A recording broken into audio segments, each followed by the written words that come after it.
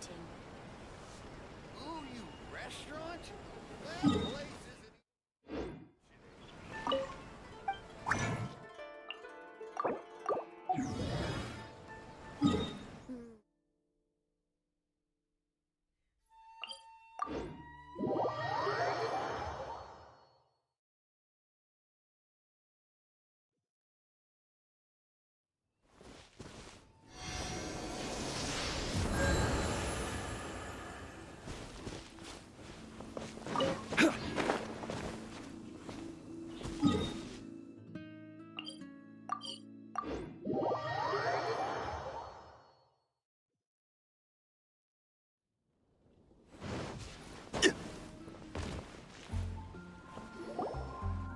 Hey, Tomate!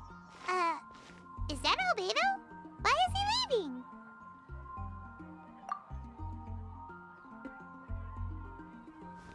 Hey, it's the Traveler and Paimon. Hello, you two. It's been a long time. Were you having a really serious discussion right now or something? Just a regular catch-up. We meet here once in a while to go through any recent developments in our research projects. So we just missed him! Maybe we should have hollered to him.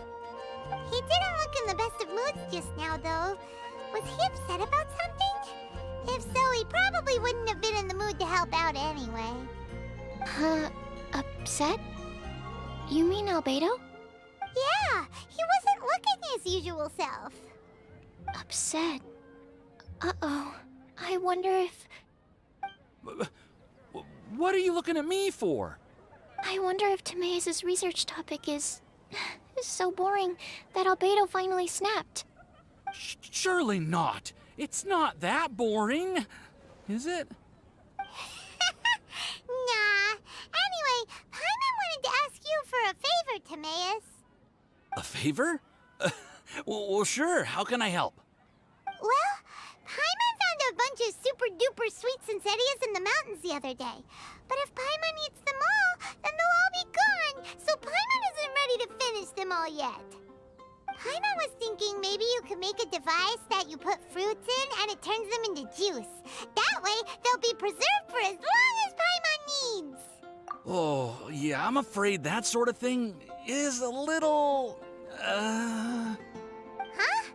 Seems pretty straightforward to Paimon. Can't you do it?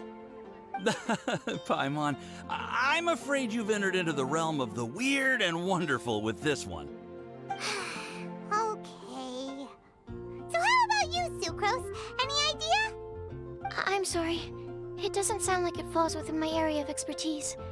I could give it a try if you really want, but I'd probably just end up giving all your precious fruits arms and legs. Whoa, your tone is so calm, but your words are so terrifying. You'd think I'd be used to this by now. Well, as you know, my focus is on bioalchemy. Besides, keeping things fresh forever is just not possible. If you just wanted to modify certain properties of the fruit or their seeds, on the other hand, I'd easily be able to help with that. Alchemists usually focus in on their own research areas. Take us, for example. Timaeus, Albedo, and I all have very different research foci. Paimon, your idea is very imaginative, but it's beyond Timaeus' and my ability. I don't think even Albedo can make such an incredible device. After all, alchemy is not mechanics. There is a big difference between the two.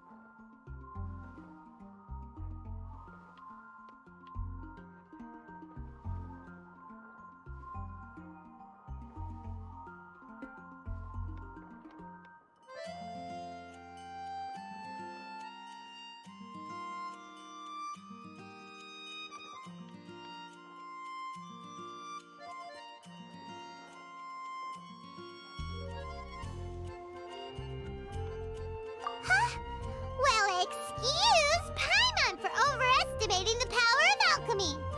In fact, before Albedo showed up, everyone in Mondstadt thought alchemy was useless. Of course, we know better now. But even then, I have to admit, alchemy is only one of the many wondrous arts in the world. It's certainly not some kind of all-powerful magic that can simply take a substance and preserve it indefinitely. Sorry. That wasn't meant as a criticism against you personally. Paimon just wanted some fruit juice. What's wrong with that? Oh, of course, these are just Timaeus' and my subjective opinions on the matter. If you're really intent on pursuing this wondrous device, you can try your luck asking Albedo. But I wouldn't get your hopes up. If he has no idea how to make one either, you'll have to give up on the idea. He doesn't seem to be in a good mood today, though. What if he ignores us? He won't. Albedo is not that kind of person. Hey, so where is Albedo heading to anyway? Dragonspine? Unless he specifically says otherwise, Dragonspine is where he usually goes. He seems particularly fond of that place. And somehow, the cold doesn't seem to bother him at all. Then let's go to Dragonspine to find him. Come on, there's no time to lose.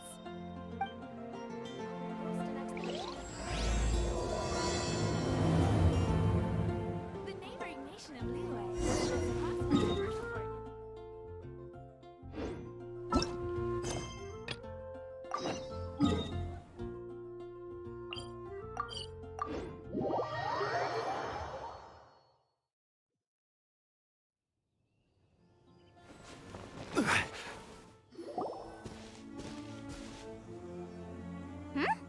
This looks lively.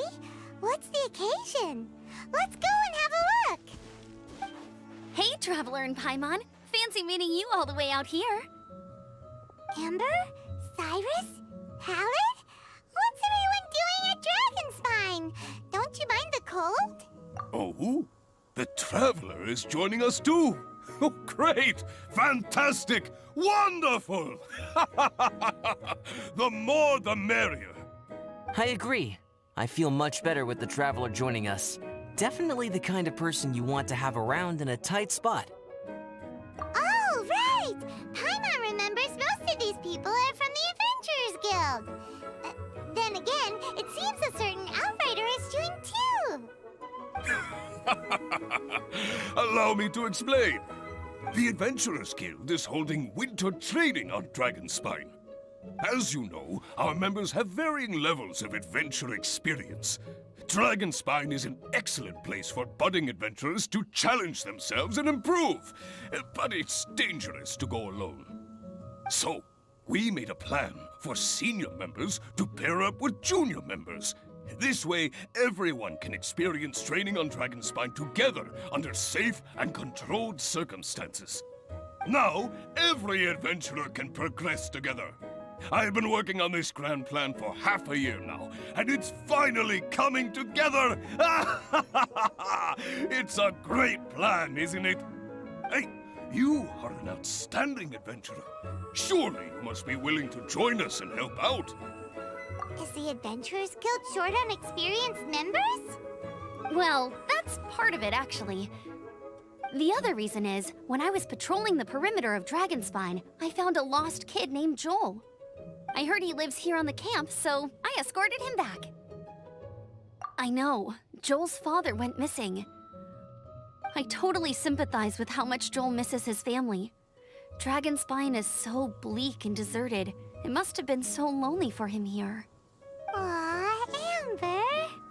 Anyway, I wanted to do something to cheer Joel up, so I said I'd build a snowman with him. It's something he enjoys doing.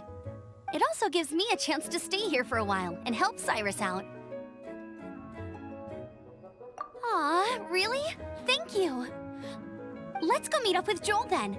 Oh, I invited another friend of mine to join too. She should be here any second. She'll be perfect for this kind of thing.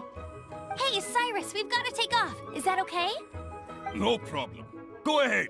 I still have some final checks to make, so I will call you before we depart. Oh dear.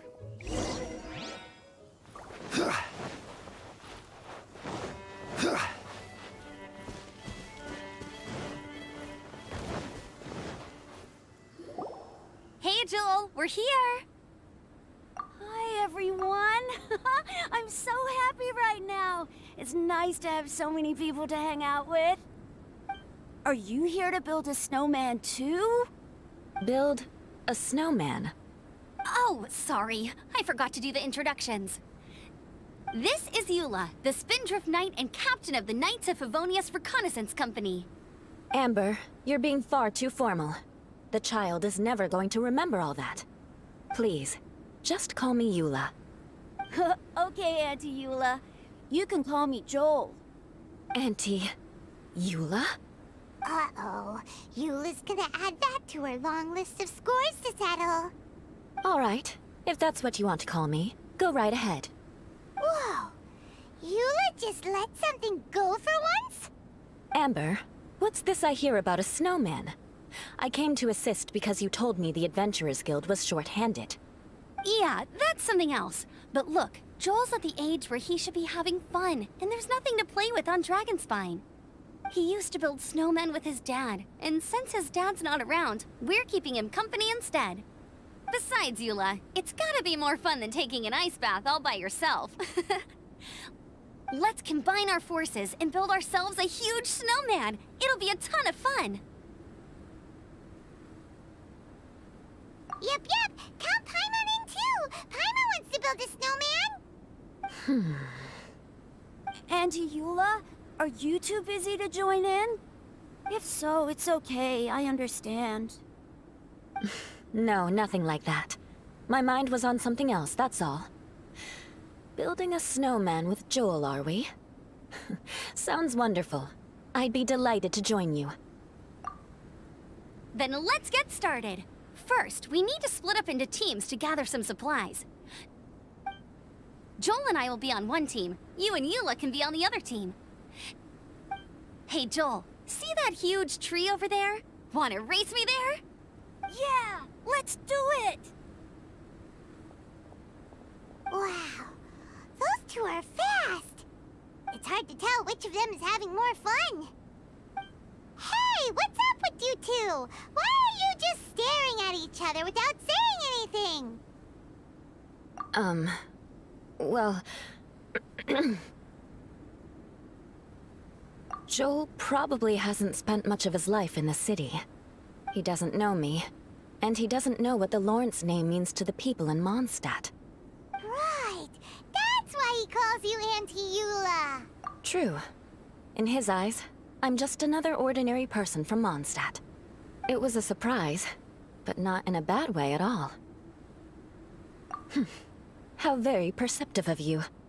Were you staring at me the whole time when everyone was talking? You shan't be getting off lightly for that.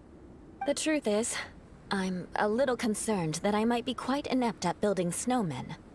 I have never built a snowman before. My upbringing was very strict, so I never had the chance when I was a child. And after I grew up, of course, it's not the sort of thing I would spend my time doing. Oh no! Paimon's starting to feel sorry for Eula. You sound confident. All right then. Enough small talk for now. I see we have a member of the Adventurers Guild joining us. Greetings.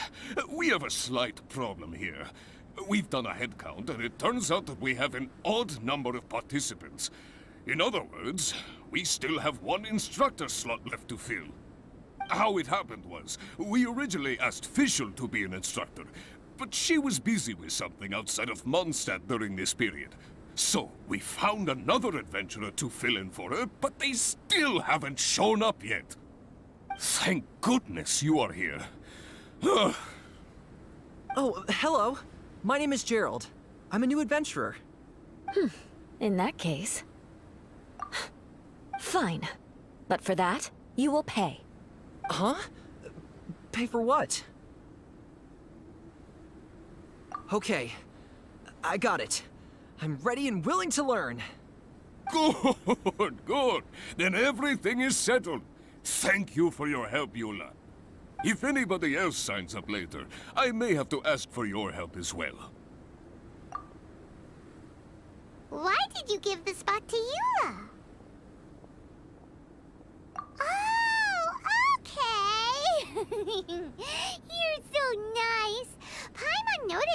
Eula smiled just now. It must have meant a lot to her.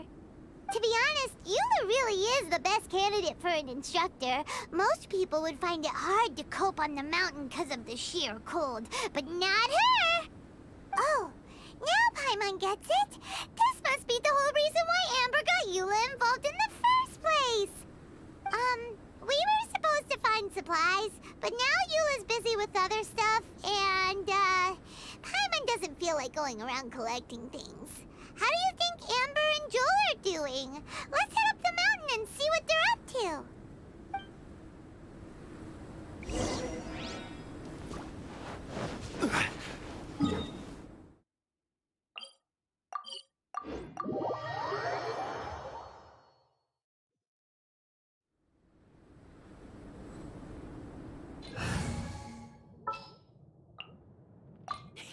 Let's go.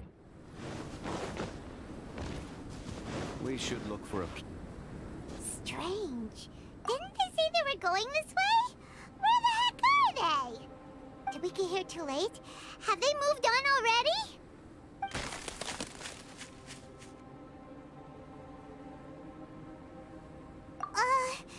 Could they be in danger? Hurry! Let's go check it out!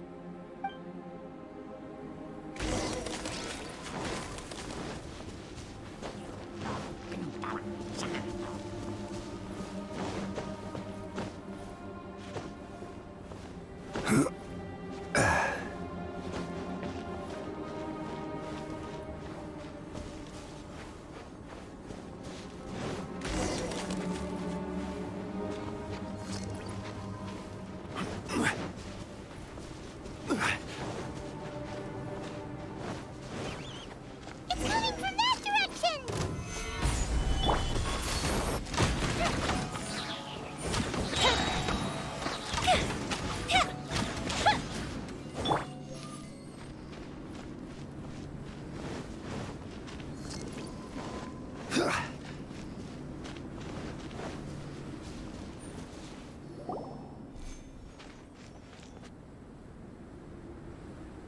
The sound is completely stopped! How could that happen? After all the adventures we've been on, our tracking skills are honed to perfection! Aren't they? Oh, guess we underestimated whatever was behind it. But if that's the case, then what exactly are we dealing with here?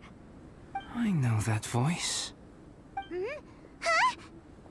What brings you to Dragonspine? Oh, so it was Albedo all along! All along? Oh, what do you mean by that? On the way here, we kept hearing weird noises, and it felt like someone was watching us the whole time. Turns out it was just you! Honestly, you really gave us the creeps. If you're bored up here, go find something useful to do.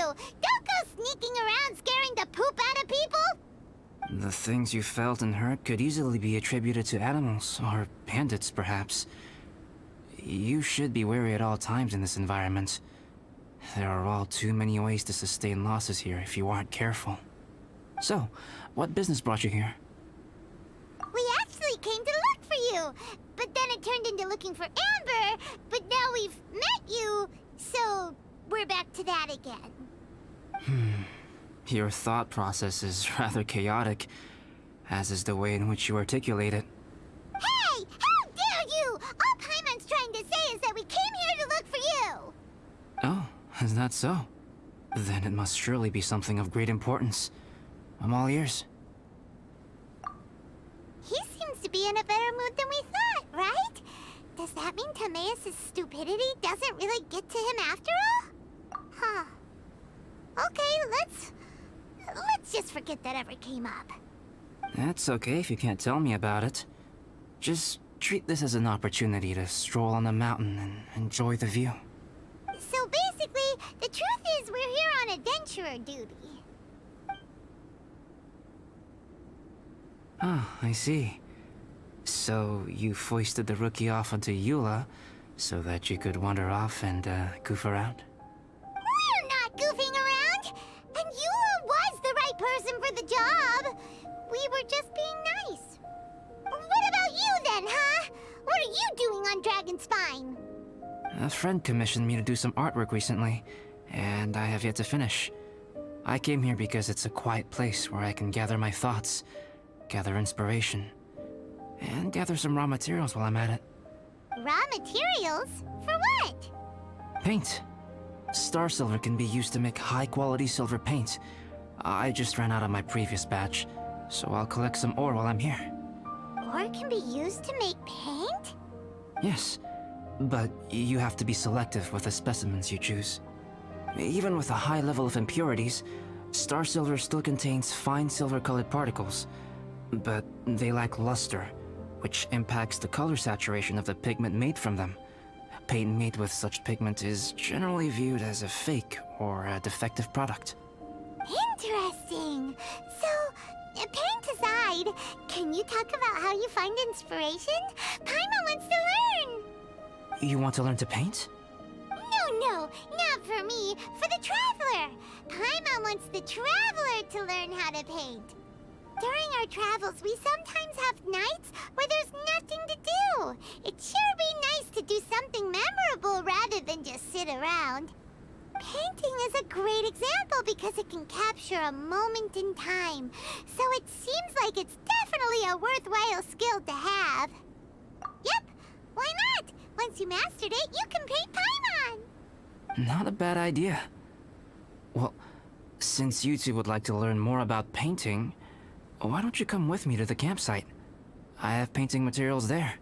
You can practice while I give you some guidance. Sounds great! Oh, she'll be fine. She is a Knight of Favonius after all. Let's just forget about all that stuff for now and go with Albedo. Come on, let's go! It's so cold out. Paimon wants to get to the camp and warm up by the fire.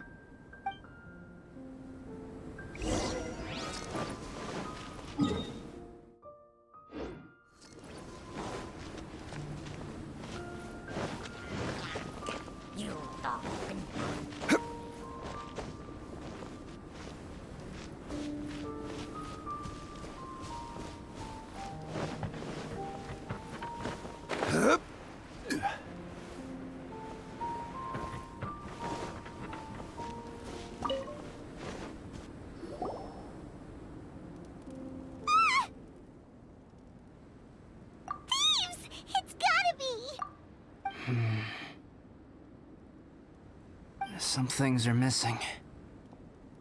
Nothing valuable, hopefully. Wait, where's Paimon's Mora?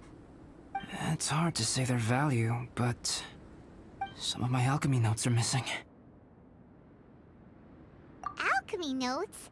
Would they fetch a high price? To the uninitiated, they are merely scraps of paper. But for someone who knows what they're doing, the knowledge contained in those notes is more valuable than any treasure. So you're saying only someone who knows alchemy would have stolen them?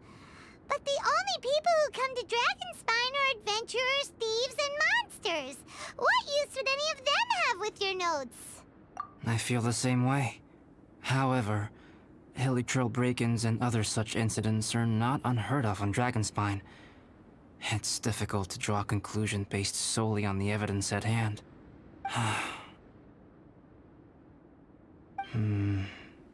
These appear to be... Footprints? fresh ones. Meaning our thief can't have made it far. Let's chase him down! We can't let them get away! From the entrance, the footprints go that way. Oh, that thieving... thief!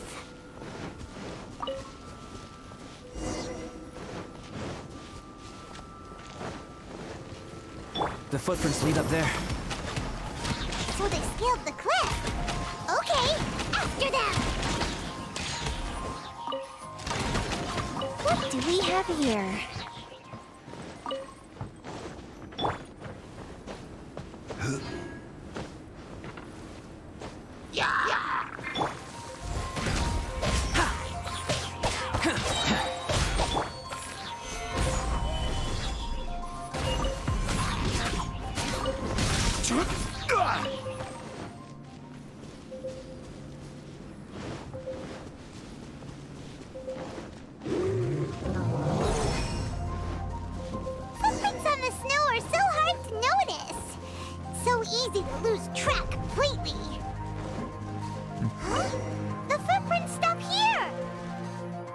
Our thief must have jumped from the cliff.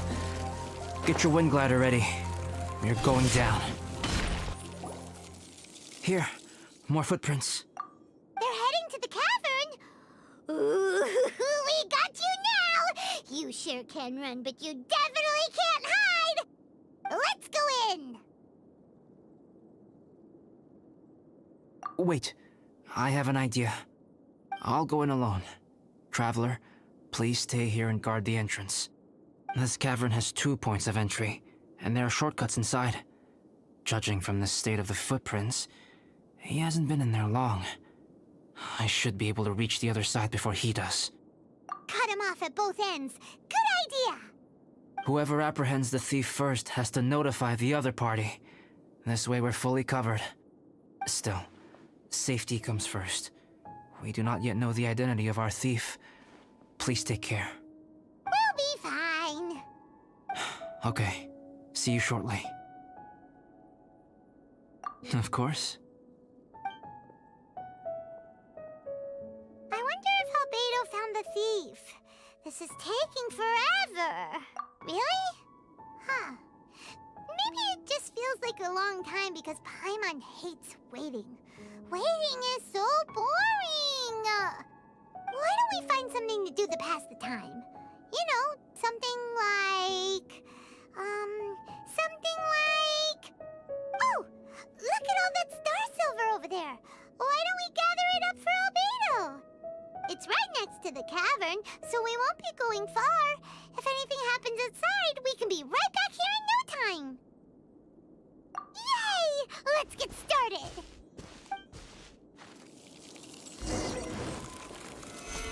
Huh. This stuff looks kinda lackluster. Is that because of the impurities like Albedo was talking about?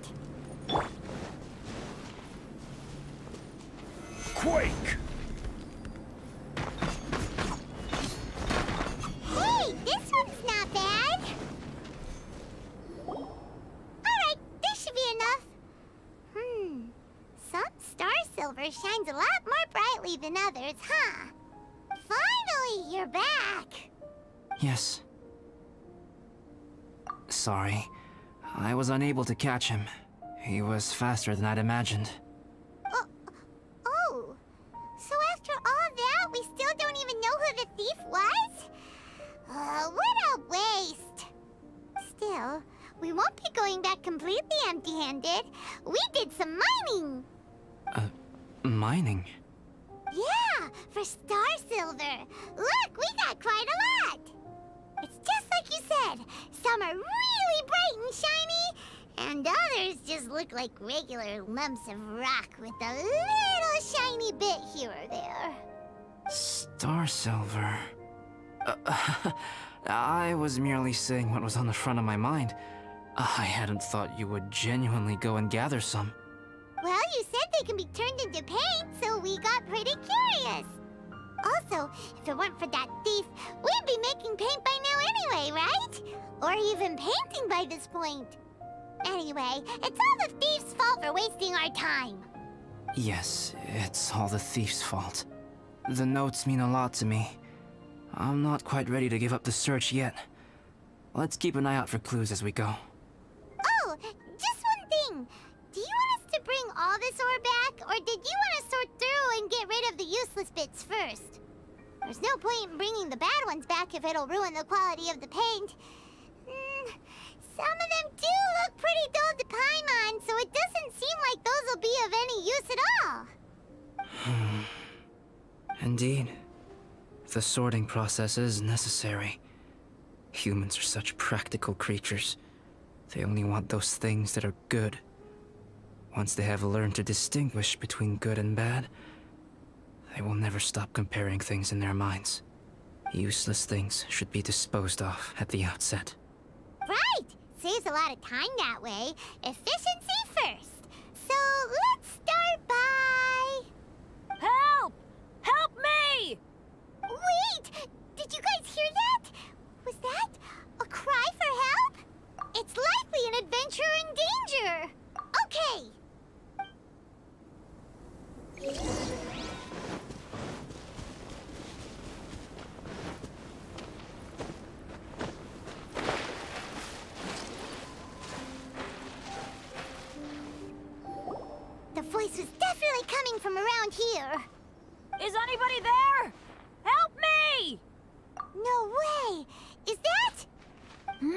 Is that the Traveler and Paimon? It's me, Bennett! Whoa! It's really him! Let's get him out! So sorry to trouble you guys again. The key should be someplace nearby. Please, help me find it.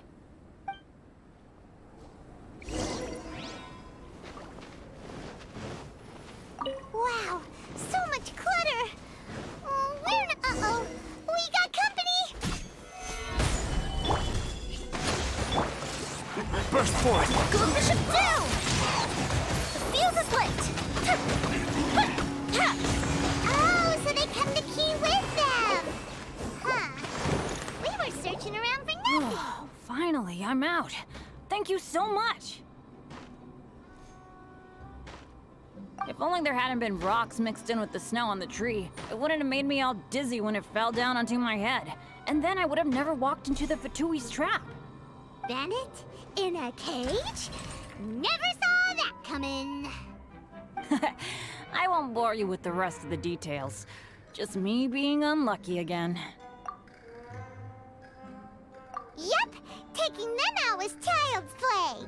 No need to thank us. You did? That's so nice of you guys. I know they were probably just following orders. But still, thanks for helping me out. So what are you doing on Dragonspine? Didn't Razor want to come with you? Did you hear about the Adventurers Guild thing? They're hosting a winter camp here.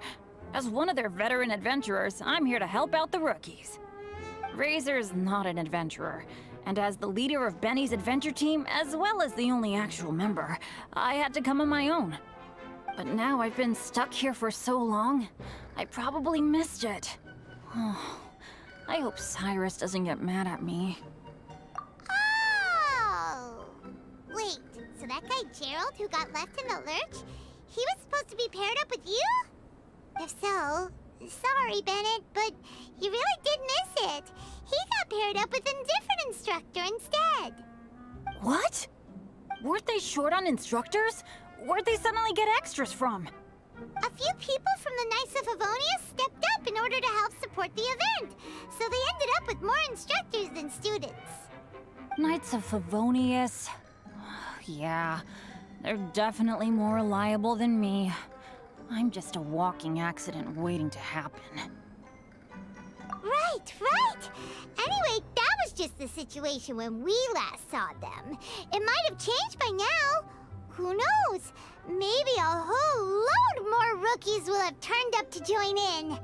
Besides, after all the trouble you've gone to show up as an instructor, Paimon's sure Cyrus will put you to work. Really? For sure. Hey, wait a second. Where'd Albedo go? Albedo? You mean the alchemist from the Knights of Favonius? He's one of the instructors too? No, he just happened to be on Dragonspine. We were just with him, but then we heard you calling for help. He must have left us at some point after that. Could he have gone back to keep looking for clues? Let's go back to the cavern and see if he's there.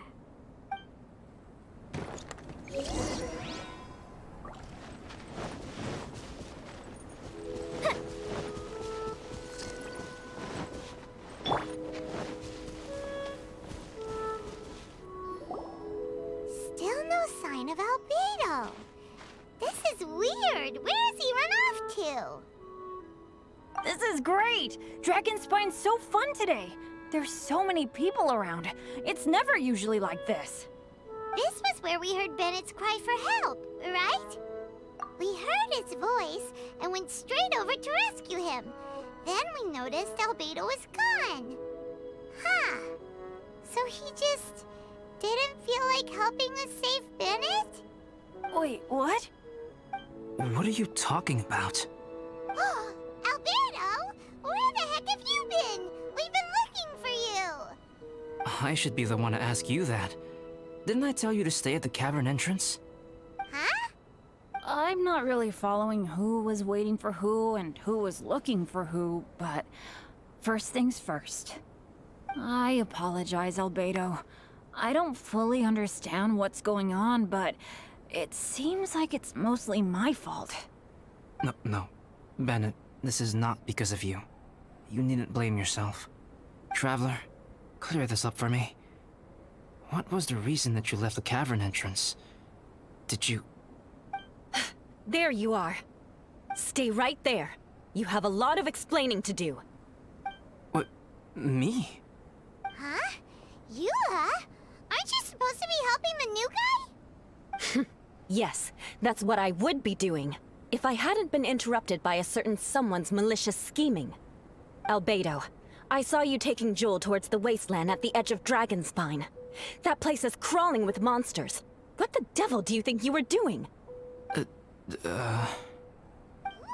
Whoa, wait a second. What's going on? Actually, wrong question. How much stuff is going on? When I came to stop you from leading Joel any further, your first reaction was to throw the child down and attack me. When I fought back, you quickly fled. Care to explain? I see. Interesting. Interesting. Eula, it sounds like you met an imposter. Someone who was impersonating me. Impersonating you? To what end? It is difficult to draw a definitive conclusion for now. But these strange incidents do seem to be connected.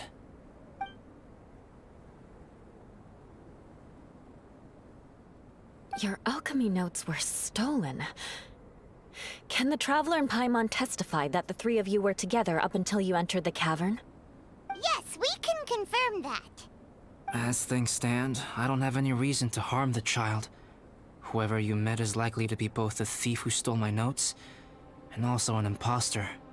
Of course, it's entirely natural for you to be skeptical of my story. I was separated from the Traveler and Paimon for a significant duration while we were pursuing the thief. My word alone cannot serve as a definitive account of my actions and whereabouts during that period. But the Traveler and Paimon can at least testify that I was not the individual who tore up the campsite or stole my notes. Albedo, do you have any enemies? Could it be one of your enemies impersonating you to get revenge on you or something? I don't have any enemies. And I'm not aware of having given anyone cause to exact vengeance upon me. There is insufficient evidence to assert what happened with any certainty at this point. Given how serious the situation is, I intend to investigate it myself, even if you decide not to pursue it any further. Eula, I won't discourage your ongoing suspicion of me if you can't believe my story. Though, naturally, I would hope you can afford me some credibility on account of our solidarity as fellow members of the Knights of Favonius. Traveler, Paimon, Bennett, if you are willing, I welcome you to monitor my activities beyond this point so that you can act as my witnesses. If I am what this imposter wants, he will come looking for me again eventually. Things can only become clearer from that point on. I'll give you the benefit of the doubt, as preposterous as your claims sound. And I will choose to believe that an imposter went after Joel, and not you. I will keep Joel safe. If you need any support with the investigation, contact myself and Amber. You have my gratitude. As far as Amber goes, I will... Eula! Eula! Where are you? Amber, we're here! Eula! Oh, and Traveler, Paimon, Albedo, and Bennett. You're all together. Great. Bennett, I'm glad I ran into you here. Cyrus was telling me you still hadn't shown up. He was getting worried you might have run into some trouble. Yeah, I ran into a little trouble. Thanks for your concern. Sure thing. Well, now that I found you, let's go check in with Cyrus. But before that, has something come up? How come you're all gathered here together? Need any help? Between us, there have been a few minor incidents, but nothing I haven't already dealt with. Oh, yeah. It's my fault, really. All because of my bad luck. But everything is fine now. So, it's all set then? Great! Shall we head back down together? I did say I'd bring Bennett back if I saw him. Sure, I'm ready to go. Very well. Let's go. And then there were three. Traveler, can we talk somewhere else? There's something I need to tell you. Let's go to my camp.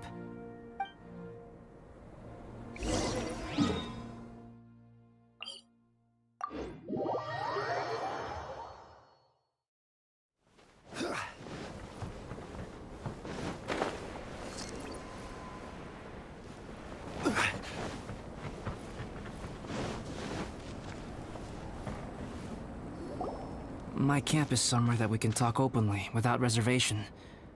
But before that... Whoa. What a mess! Thank you. I appreciate it. I've been absorbed in my research lately and haven't attended to the dusting. It's due for a cleaning.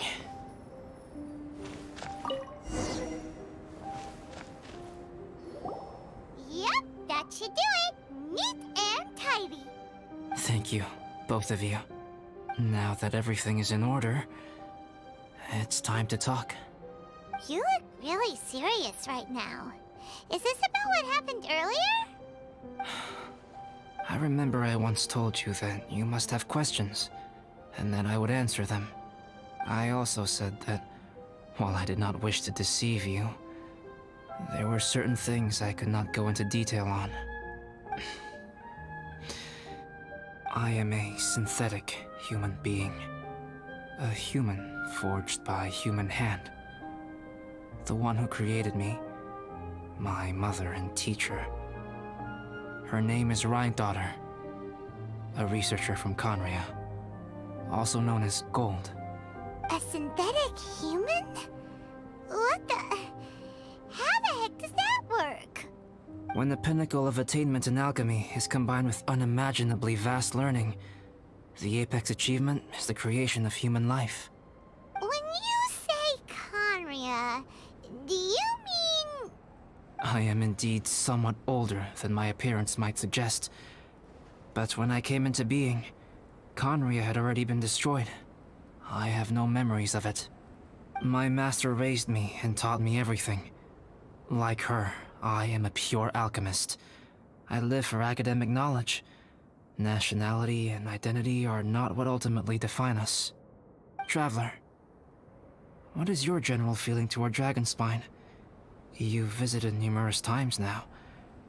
Would you say it's a cold, eerie, and melancholy place? Rhynedaughter created two miraculous beings. One is me, and the other is the venomous dragon, Durin, who died here. Durin?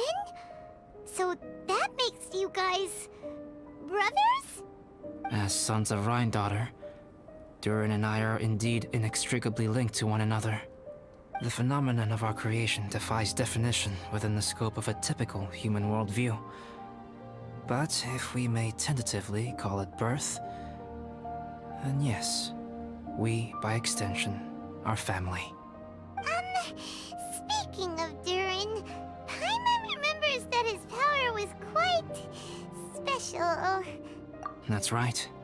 Because of this, whenever strange things happen on Dragonspine, it always makes me wonder.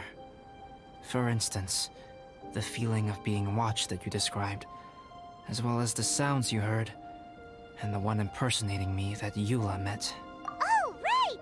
Paimon knows what you mean! When Eula and the others were here just now, the Traveler gave me a look as if to say, don't say anything. Probably because it would only make you more suspicious, so Paimon kept quiet. But Paimon noticed that you came out of the cavern not too long after going in, and you told us that you didn't manage to catch the thief. Then we heard Bennett calling for help, so we went to rescue him. But strangely, you didn't come with us. And when we got back to the cavern to go find you, suddenly you were the one looking for us. So, it seems that you met my imposter too. Well, if so, it was a pretty good impression. He had you down to a T. We never would have guessed. Also, after he left us, why did he go after Joel? Perhaps Durin's power drives people to madness. But that's merely crude conjecture. Whether someone is impersonating me or there is another false me out there, this is a cursed tale, and it is not one whose weight you should have to bear. Traveler, perhaps you should return to Mondstadt if you have no further business here. The work that lies ahead will occupy me completely. I'm afraid I will be unable to entertain you beyond this point. Yeah, we're Dragonspine veterans by now. If there's something really bad going on, we can't just leave you here to deal with it on your own. That wouldn't be very nice now, would it? Besides, there's no one else in Mondstadt that you can talk to about this. Sucrose and Timaeus don't know your secret. Yeah, don't push us away at a time like this. All right. Thank you. You were intending to participate in that winter camp, if I recall correctly. That could serve as an excellent pretext for you to remain on the mountain. In that case, please join in the activities of the Adventurers Guild as planned, and be on the lookout for any leads while you're at it. If anyone sees me, or someone like me... We'll be sure to pass the info straight on to you.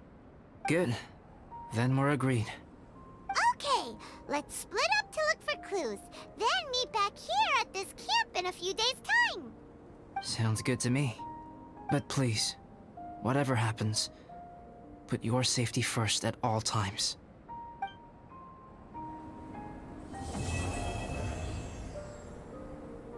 Time has come. Let's go meet Albert.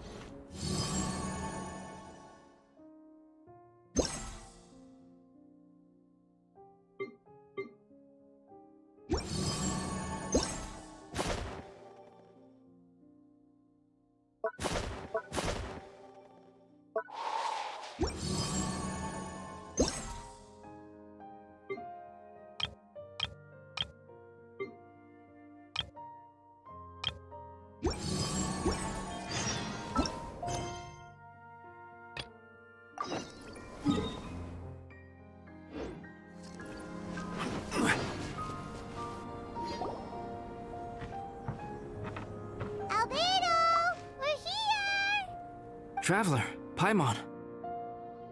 Your faces say that perhaps you haven't turned up anything? We investigated all over the mountain, actually. But we didn't see anyone that looked like you or hear of anyone else meeting you. This is not unexpected. I haven't made much progress either. He appears to know that we are looking for him, and has opted to lie low for the time being.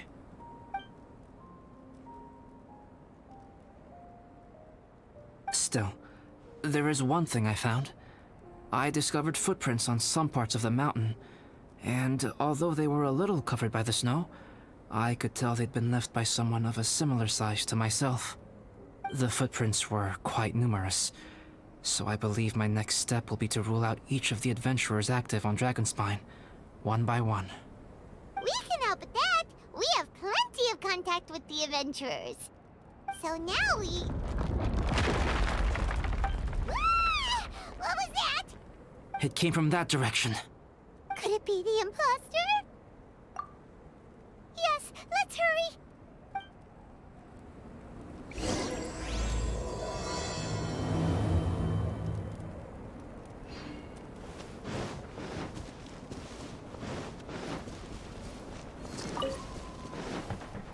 Fox?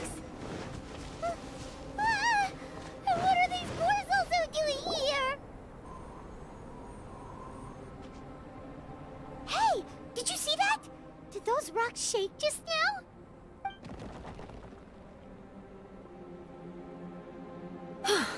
That was most unfortunate. What are you guys doing here? I have to agree. We've been wandering this area for days. We ran into Pallet earlier. You know, the, kind of a reckless sort of guy. You know the one? Anyway, he said he was unlucky, so I gave him some adventuring survival tips. After that, he disappeared to rejoin the training camp. Wait. Are you saying that after all this time, you still haven't made it back to the base camp? Well, as you can see... It was nothing really. We just hit a few landslides and snowdrifts and took a few downhill tumbles. You know the deal. They sound like unforgettable life events to me. Anyway, you are correct. We haven't made it to the base camp yet. We have had extraordinarily poor luck over the last few days. Almost as if a sinister force has been trying to thwart our every move. Fortunately, I made advance arrangements for Gerald to remain in a safe location and conduct some basic physical training exercises. I'm sorry. I'm the one to blame for all this. I've always had bad luck and it always rubs off on everyone around me. Sorry to create so much extra trouble for everyone. I don't know what to say. Maybe this is the awesome power of fate. The scary kind, I mean. I agree. Yep, we're just used to it now. Besides, it's not like we have the most amazing luck ourselves. Really? I think you guys have way better luck than I do. Well, what can we do about that? Oh, Paimon knows! How about Paimon share some of her luck with you? You're welcome to a bit of mine too. Although if the last few days are anything to go by, it seems in pretty short supply at the moment. You guys. Aw, thanks. With a little luck from everyone combined, we'll make it down this mountain for sure. Yeah, you bet! Let me flip a treasure hoarder insignia to test it out. All right, it's tails. The opposite of what I guessed. So you can predict your fortune this way? But why are you so happy that you got it wrong? It has two sides, so there's a 50-50 chance of me getting it correct. Luck all comes down to probability, too. So as long as I use up all the bad luck, everything else will go smoothly. Guessing wrong when I flip an insignia is one way to use up some of the bad luck. So the probability of having some good luck in the near future just got a little higher. Hey, he's making no sense at all. Why aren't you calling him out? Guys, I guessed wrong in my insignia flip, which means we should be able to make it back to camp. Paimon's not sure that's how it works. Let me try. It's this way, right? Oh, oh, oh! Oh! Ow! My butt! What is this shard of ice doing here? What? How truly miraculous. This is a miracle of misfortune. I don't usually believe in luck, but Bennett makes the best case for it I've ever seen. Amber, if you are ever required to partner with Bennett in your future work and you encounter anything like this again, do not take any rash action. Wait for me and I will come to support you. Huh? Yes, of course. Now that you mention it, I do feel a little tired. Trekking in the mountains has a way of wearing you out. Well, since everyone is tired, why not take a rest in my camp? Paimon's so sleepy. A nice bowl of hot soup and a good sleep would sure be welcome right now. Suddenly, I'm kind of sleepy too. Amber will fall asleep in the snow if we keep going much longer. Come on, let's move. We shall head to Albedo's camp and get some rest, take stock of our supplies, and decide how to get off this mountain.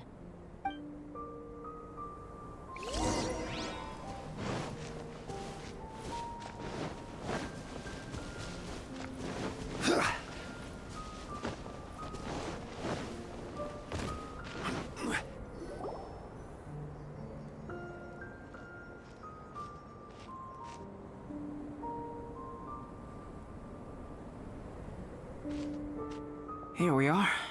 Make yourselves comfortable. Oh, I forgot I don't have that many chairs. Please wait a moment. What's he doing? Painting? He is. He's painting a chair. Wait, alchemy can turn paintings into objects? How is this possible? My paintings are like blueprints. Alchemy simply enables me to omit the manufacturing part of the process. It's an elementary level technique. With enough research and experimentation, This same technique can even be used to create living beings. Whoa. Well, since you can magically produce chairs, can I have one with a backrest? No problem. How many of you want backrests? Me! Me! I'll also take one with a backrest, if you please. Can Paimon have a chair that comes with a juicer?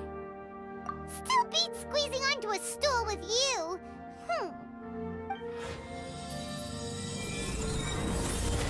Cool, we have chairs now! This is so comfortable! Makes me want to stay the night here.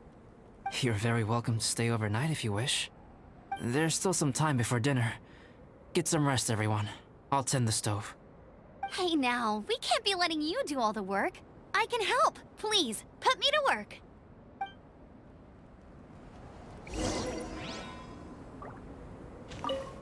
Oh, pace yourself. Dinner could be a while. I still have a few things to prepare. I hadn't expected you to be so interested in paint. I once tried grinding mist flowers into powder and mixing it with white paint to replicate the sparkle of snowflakes. The end result was quite satisfactory, but works that use this kind of paint need to be stored carefully. If you want to try it for yourself, I can help you. Even now, I don't believe I have fully grasped the nature of the threat that Dragonspine poses. But I will endeavor to keep you safe. That much you can trust in. I wish I could simply respond with, I'm fine. But you are a true friend to me, so I should be honest with you. Recently, certain questions have been occupying my mind.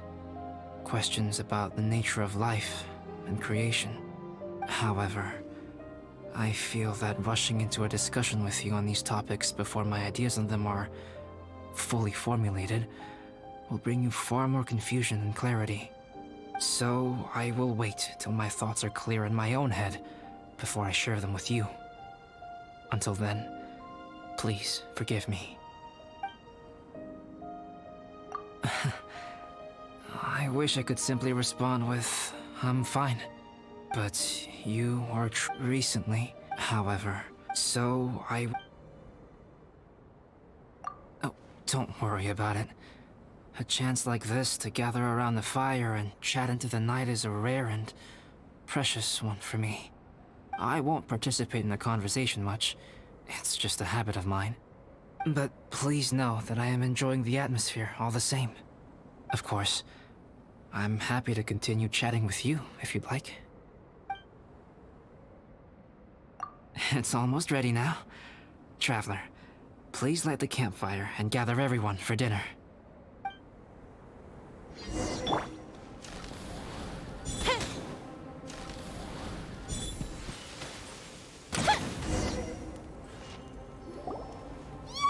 Dinner's ready! Food's ready, everyone! Come on, let's eat! I made a few dishes based on some popular Mondstadt recipes. This is no good hunter, but there should be enough to go around. Please, help yourselves.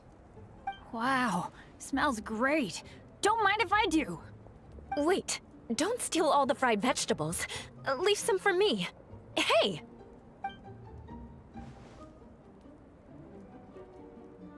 Ah, Paimon's full. What a great meal! Albedo, you're too modest. These dishes are as good as anything you'd find in a top restaurant. Are all alchemists so good at cooking? You may be onto something there. Right? Paimon thinks so too. It's his lab manner that gives it away. The kind of guy who holds a potion bottle as steady as a rock isn't the kind of guy who's gonna be slapdash with his salt and pepper. Actually, that makes a lot of sense.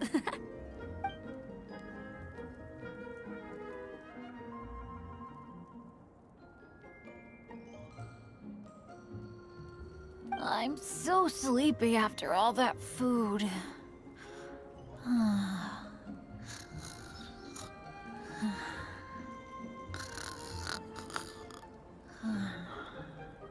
Did Bennett fall asleep sitting up? He must be totally wiped out.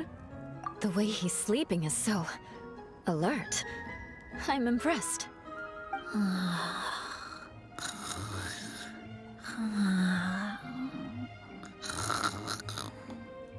He seems to be in a deep sleep. Ooh, Paimon wonders if he sleep talks.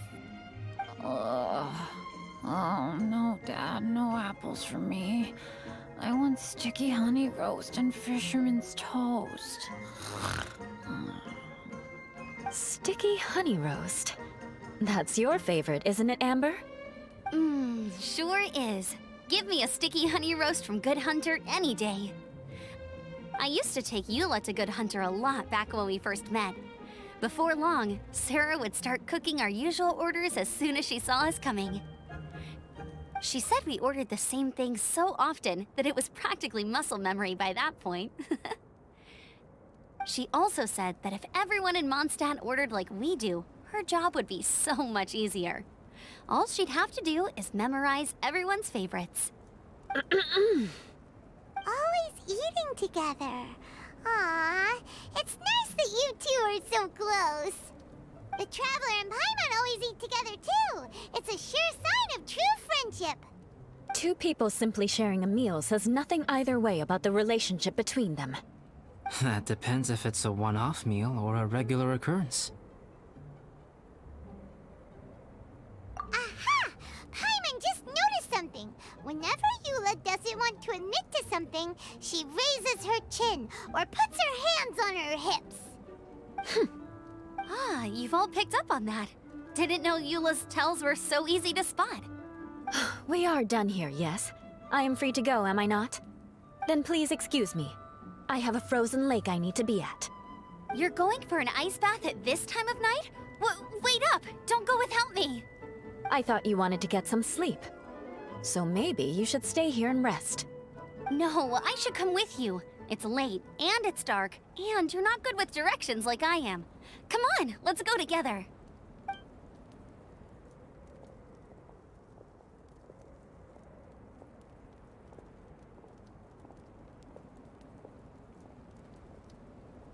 An ice bath? Whew. Rather them than Paimon. So much roast meat. Oh, hey, Dad. I'm doing all right. A leader of my own adventure team now. Wow. Bennett really is a sleep talker. Okay, looks like we got some downtime now. Alright, you two. Time to paint. Have you decided what to paint? Like you even need to ask. It's obviously going to be Paimon. Sure. But we should move elsewhere. We're likely to disturb Bennett's sleep if we stay here, so let's go outside. Okie dokie. All right, grab your easel, paper, brushes, and paints. Don't leave anything behind.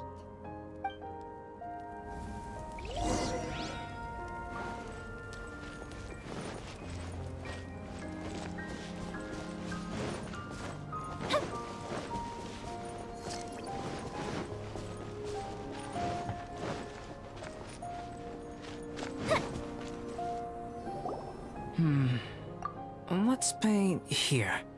Allow Paimon to adopt an elegant pose for your artistic reference. Hey, what's that look for? Cut the attitude and start putting your perfect Paimon down on the page. You better take this seriously, because this is going on Paimon's wall. Confidence is a good thing. Those to whom it is endowed do well to flaunt it.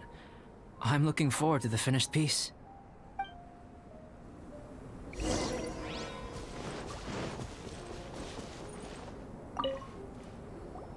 Alright, let's start with the head. Now, in your mind's eye, what is written on Paimon's face? Huh?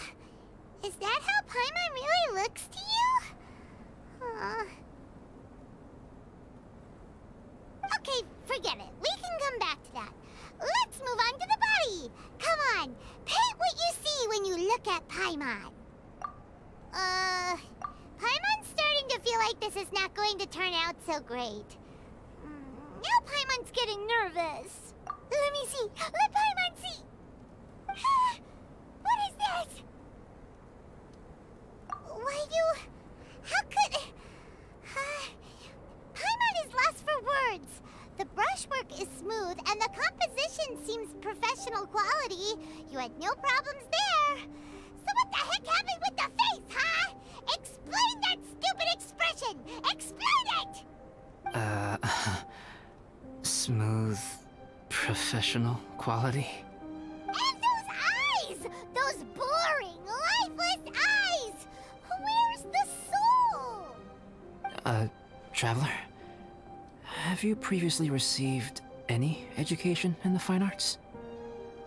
Oh, really? So it's just a hobby then? Oh, well, that sure explains a lot. There's no way you would have made Paimon look like this if you'd had any amount of formal training. Fascinating. Paimon, if this is not to your liking, I can make a few amendments. Traveler, what do you think?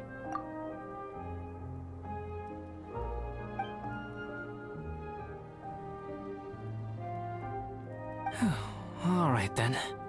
Paimon, is this better? It's a total ground-up overhaul, that's what it is! It's so pretty! Is that really what Paimon looks like? Adding flourish to the finished piece is an essential component of what makes art... art. This is not to say that you differ from the painting on a fundamental level, rather that the real you and the you in the painting present two different styles of beauty. You remain the core reference point for the painting. So, Paimon, you can put your misgivings aside and hang this painting wherever you like. Wow! Thanks, Albedo. Oh, I merely added a flourish here and there. You should be thanking the Traveler. In truth, ground-up overhaul is more or less an accurate description. The more Paimon looks at it, the more she likes it. Great! Paimon has a portrait painting! Paimon's gonna show this off to everyone! It's nothing. I can paint you next time, if you'd like. You can hang it in your home as a souvenir. I rarely entertain so many guests at my camp. It's lively. A little noisy, even. But I don't dislike it. Liveliness is a rare thing here on Dragonspine. Ah, it's a new day! Let's go meet up with everyone!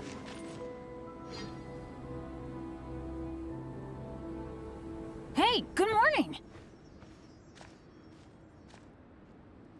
I slept great last night. How about you guys? All rested up? I'm fine, as usual. The path down the mountain is easier to follow in the daylight. Let's take this chance to head down to the base camp. Let's go! If we make good time, maybe we can all get lunch together.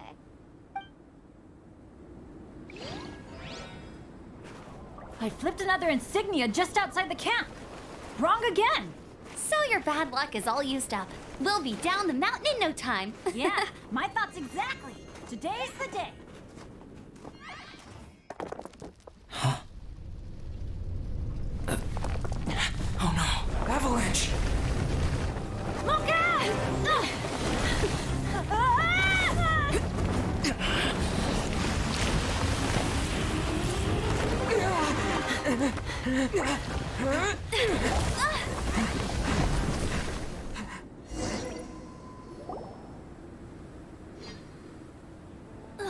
Traveler, Paimon, are you all right? Are you hurt? Paimon's fine. Oh, that's good. My arm got a little scratched up, but it's nothing serious. I'm okay, but I don't see the other two. I'm afraid the avalanche may have pushed them off the cliff. They fell down? They'll be okay though, right? I think they're both robust enough to survive the fall. But if the falling debris knocked them unconscious, and they're lying there in the freezing cold, we have to get down there and rescue them, immediately. Okay, let's move. Hang in there, guys.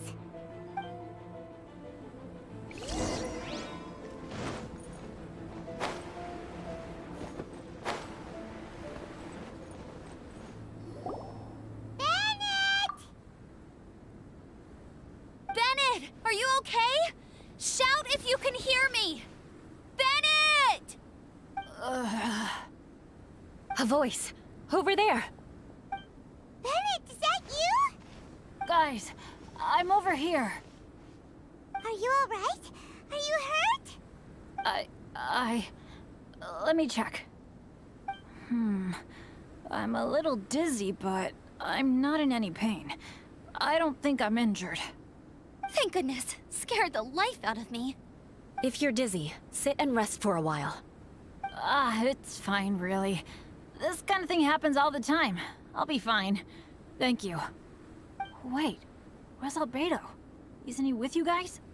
We thought he fell off the cliff with you. He still hasn't shown up?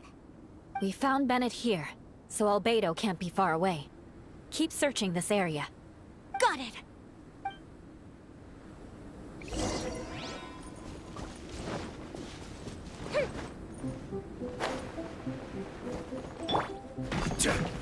Stabilize! Albedo! No response. Are we definitely looking in the right place? He's not here either. Let's check with the others.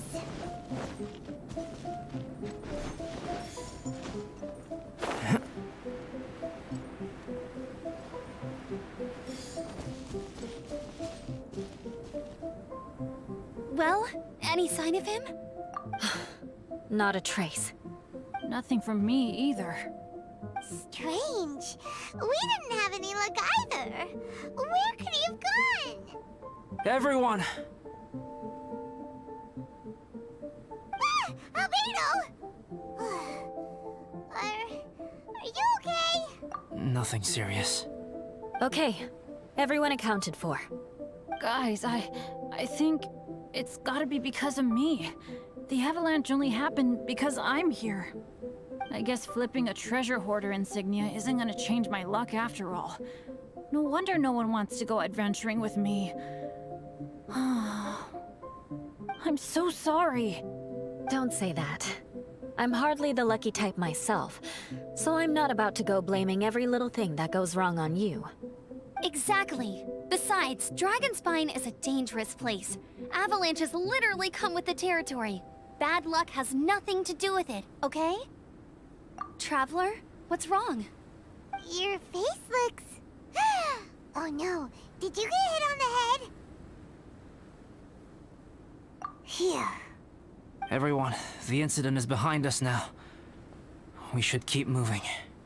Why do I feel that Dragonspine has become more dangerous than it used to be? I hope it's just my imagination. Our top priority now is to get off the mountain and regroup with the adventurers. Whatever further dangers this mountain has to throw at us, we must face them together. Agreed. Guys, keep your eyes peeled and watch your step. Careful does it.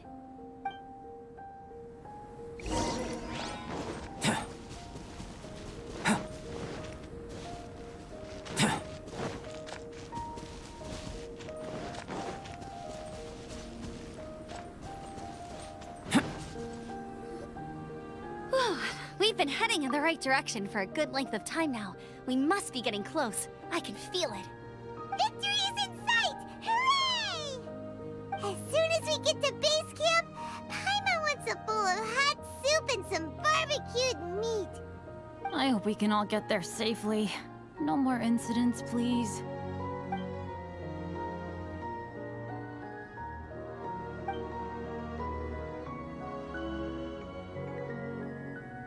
Hey, what's on your mind? You seem a little distracted.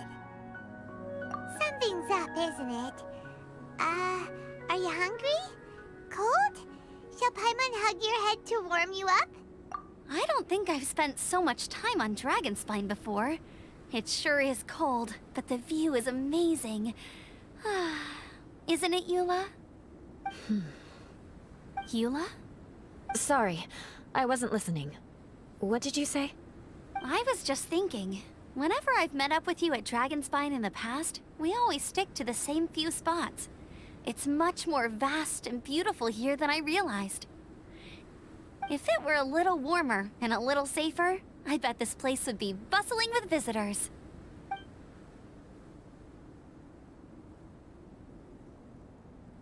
I agree. People are put off by the cold and have an aversion to danger. Albedo, is this the way down? Yes. I think there are several routes in this area. Does the path fork off here? It looks like it does. But maybe it doesn't. My head's still a little fuzzy from the impact. I'm kinda dizzy too. I keep thinking things are swaying a little. Maybe I'm just hungry. Either path will work for us. The smaller trail is less worn and harder to see, but it's also shorter. Since everyone is weary, I suggest we take the shortcut. Follow me.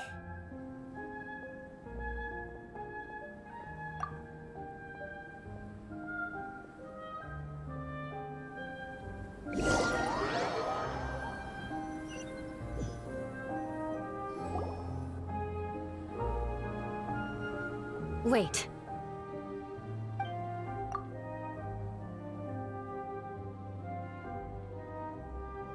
Bennett and Amber don't look well. Can we take a break? We can continue once their conditions have improved. Ugh. Now that you mention it. Huh? You hit your head earlier, didn't you? Oh, you noticed. Are you sure it's worth holding everyone up over a little thing like this? No problem at all! Health and safety always come first! Okay. Sorry for this. Thank you. Yeah. Thank you.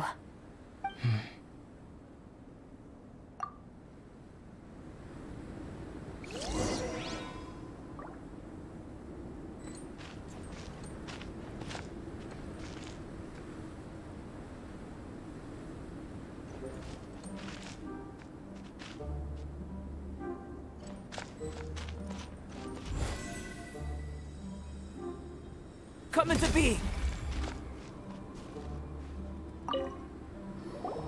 Drinking some water can help with the dizziness. Oh, and lying flat on your back helps too. Thank you, Bennett. Seems like you really know your stuff. Well, when life gives you lemons. Bennett, weren't you feeling dizzy too? Stop pushing yourselves, both of you. Get some rest. We'll continue when you've gathered your energy. Eula might come off as a little frosty, but she takes caring for her friends super seriously, more than anyone else I know. Every time I see that look on her face, I'm just like, stop staring at me!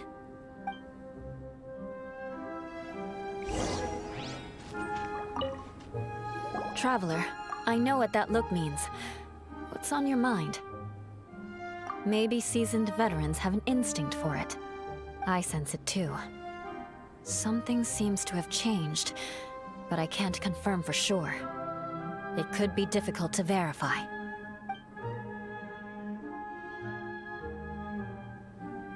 It might be imprudent to speculate out loud, but I believe you know what I am referring to.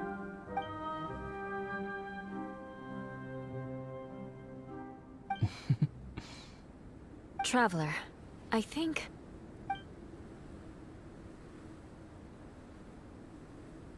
you...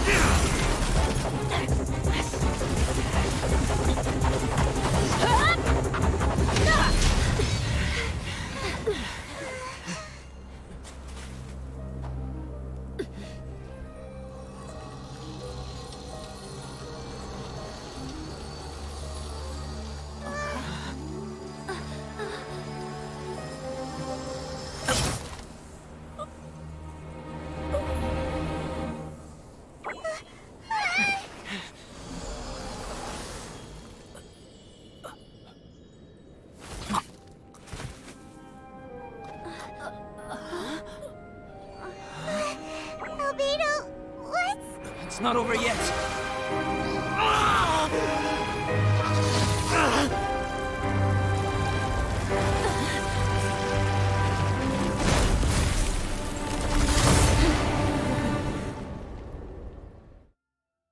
Brace yourselves. This'll be a challenge. Stay back! I'm going to cut this weed down to size!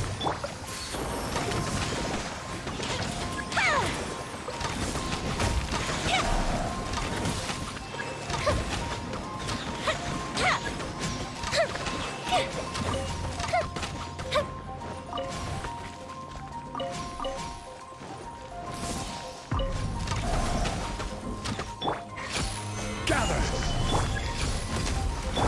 Hold the line! Fire hazard!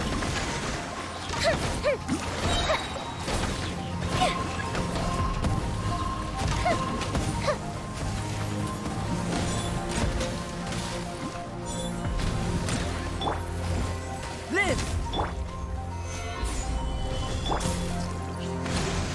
Here come the fireworks! The fuse is lit!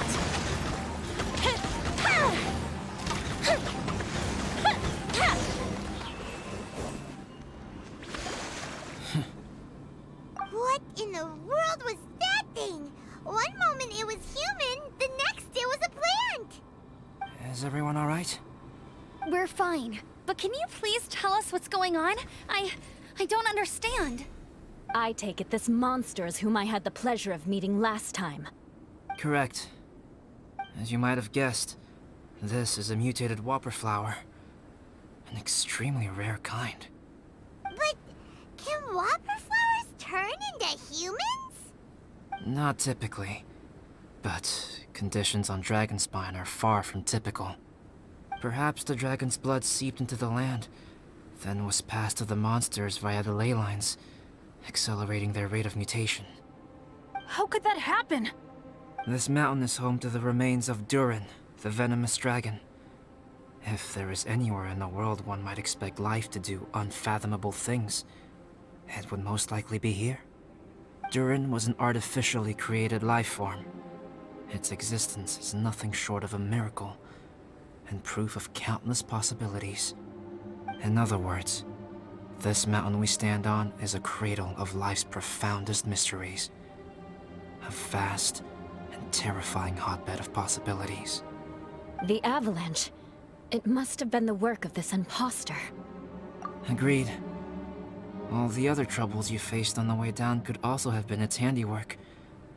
My guess is that it was targeting everyone that I've had contact with. Right, I forgot all about that. It's not inconceivable. But what was its purpose? Was it just trying to get rid of us? I have a preliminary hypothesis on this. Whopper flowers are masters of mimicry, and those we encounter in the wild often appear in the vicinity of the plants they impersonate. In other words, the whopper flower likely has an instinct to replicate and replace. As a plant, it will disguise itself as another plant and infiltrate the group, hiding among them for cover. The plant being imitated has no way to detect or fight back against this behavior. But when it disguises itself as a human... It wanted to replace you and infiltrate our group? Yes. Maybe it created the avalanche to get rid of us. I predicted this eventuality, so I availed myself of the avalanche to hide and lure it out. It was watching us the whole time, and when it saw that I had disappeared, its instinct was to take my place. At that point, its disguise was complete, and its next move was to hunt its prey. Yes, that's exactly how whopper flowers operate. So when it approached and attacked Joel, what was that? A trial run? Perhaps. Or maybe it enjoyed posing as a human, and wanted to experience what it felt like to be human. We're fortunate to have discovered it in time. I think the Traveler was the first person other than Albedo to notice something was wrong. Traveler, how could you tell the real me and my imposter apart? I want to know too. I had no idea the other guy was an imposter. They looked exactly the same to me. I see. It goes to show how difficult it is to impersonate a human. This mutant whopper flower tried its best to replicate the original exactly, but still managed to miss some details. Unbelievable. To think that Dragonspine creates such terrifying possibilities.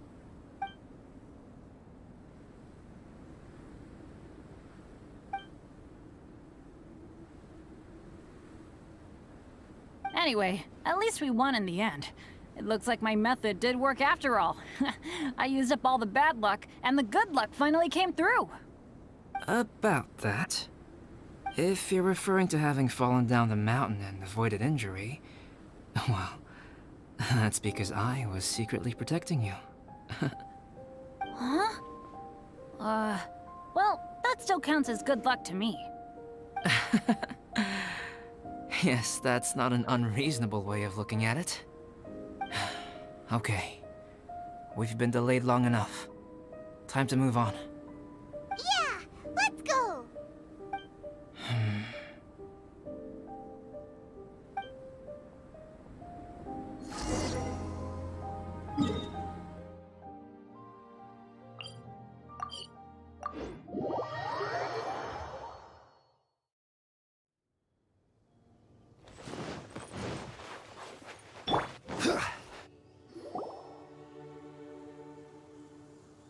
Woohoo! I'm back!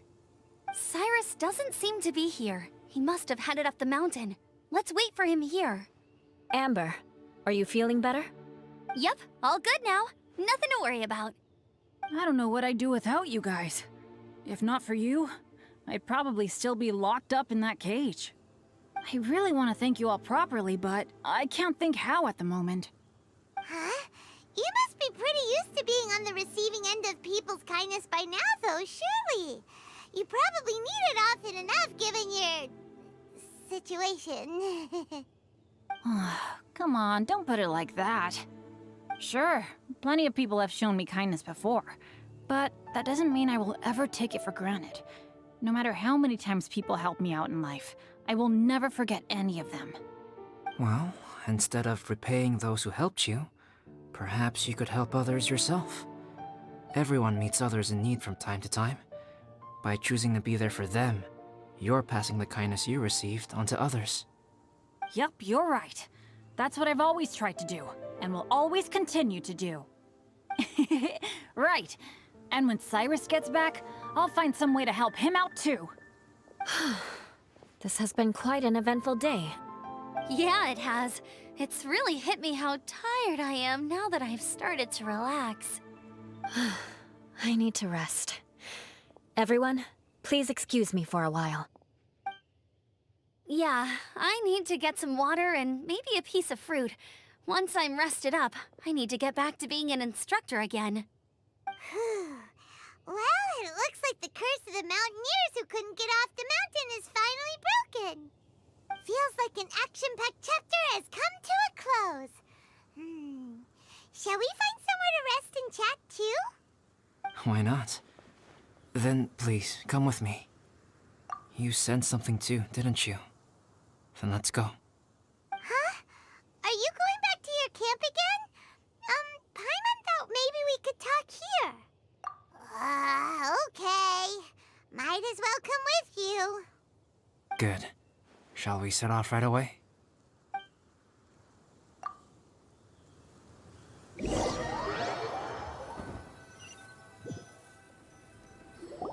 Sorry for bringing you back here once again. Some topics are best discussed in private. Is this about the imposter? That's right. I have to say, Traveler, I'm very surprised you noticed the difference between me and the imposter. Yes, this mark. Perhaps it's where it all began. Ooh, sounds like the beginning of a big story. Keep going. Well, I can't deny that what I'm about to say does sound like something from a children's storybook. So, what do you think this diamond-shaped mark means? A tattoo? A crest? Something else? No.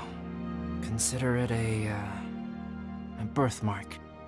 Have you ever seen an intricate glass ornament and wondered how it was made? Well, One method for crafting with glass is a technique known as glass blowing. Glass blowing is not a widely known art in Teyvat. For this reason, glassware made in this way is usually very expensive. As the name implies, glass blowing involves blowing air into a hole, much like blowing up a balloon. This type of glassware is known for having a pontal mark at the point where the blowpipe was inserted, where the hole was sealed at the very end. This mark is a sign that the item was crafted by a human hand. Sounds kind of amazing. It is a wondrous and beautiful art form. Alice says that these marks are seen as proof of the maker's fine handiwork, the only flaw in an otherwise perfect work of art. My mark is something similar to this. The difference between synthetic and natural life lies in the directional flow of the life force. The energy of a natural life form flows out from within. That's why flower buds bloom and curled leaves unfold. And it's the very reason we watch and wonder at blossoming flowers. Creating life artificially, on the other hand, involves, to a certain extent, the introduction of an external source of energy into the embryonic life form. When the hole where the life force was infused is sealed at the end, it leaves a mark not dissimilar to the pontal mark in blown glasswares. The alchemical substance drips and spreads out in all directions, resulting in this rather ingenious diamond shape. Wow! So that's where it came from. This mark is a sign of my artificial origins, and proof of my imperfection as a human.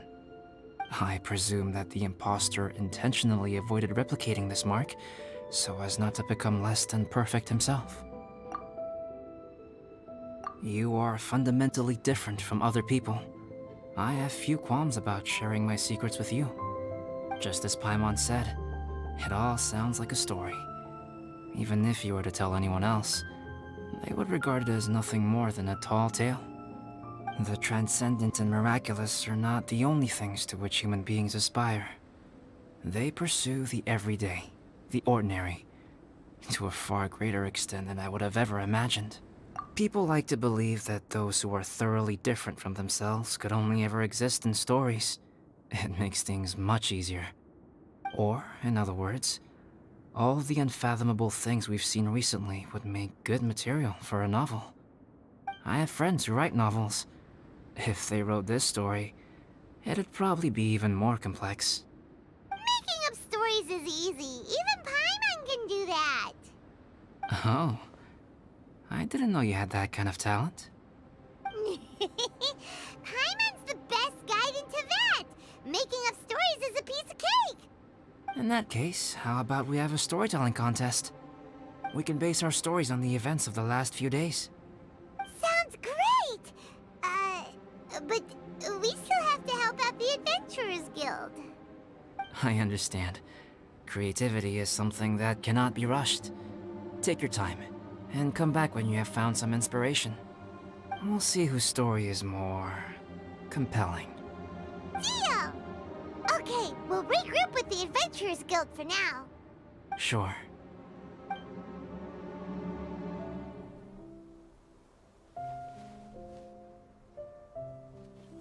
My story.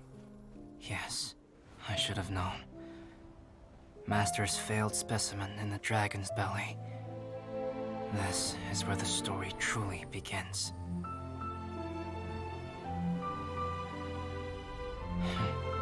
If we switched places, if you were the survivor, then as the abandoned experiment, the failure of the primordial human project, I'd want to replace you too. I would replicate your appearance, study your alchemy, and create miraculous life forms to divert your attention. I would wait for the right moment, then dispose of you and the Traveler, the sole person to have known your secret. And then, I could finally experience the joy of being brought into the world.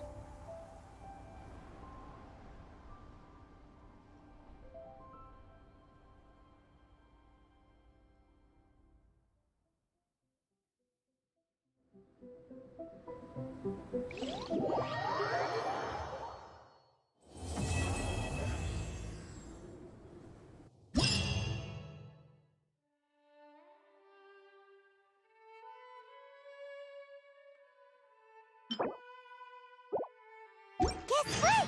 Paimon's story is finished. Let's go see Albedo again. Liyue's Taurus.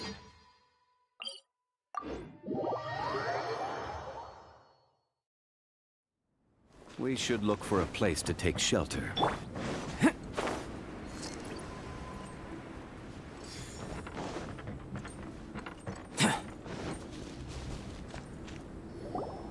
Albedo!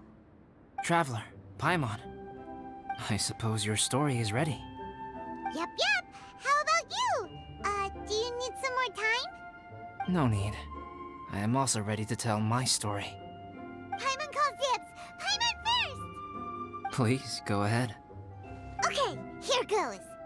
Once upon a time, there was an evil researcher who went into the mountains and did a crazy experiment on whopper flowers to transform their appearance. After a lot of pain and suffering, the whopper flowers finally took on a human form. Then they stood by the side of the mountain to wait for unsuspecting bypassers. To whoever spoke to them, they would ask them questions such as, "Who am I? Who are you?" If the bypasser got the wrong answer, the last sound they'd make would be a yelp before the whopper flower ate them alive in one bite. Ooh, truly frightening. What the? You two aren't scared at all! Don't go nitpicking, okay? If you didn't like the story, go write your own!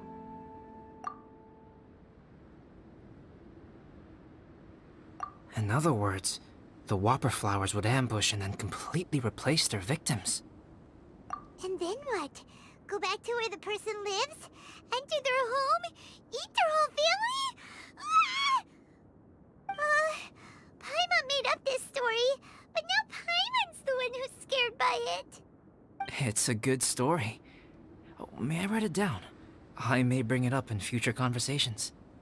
What for? Just to scare people with? Yes.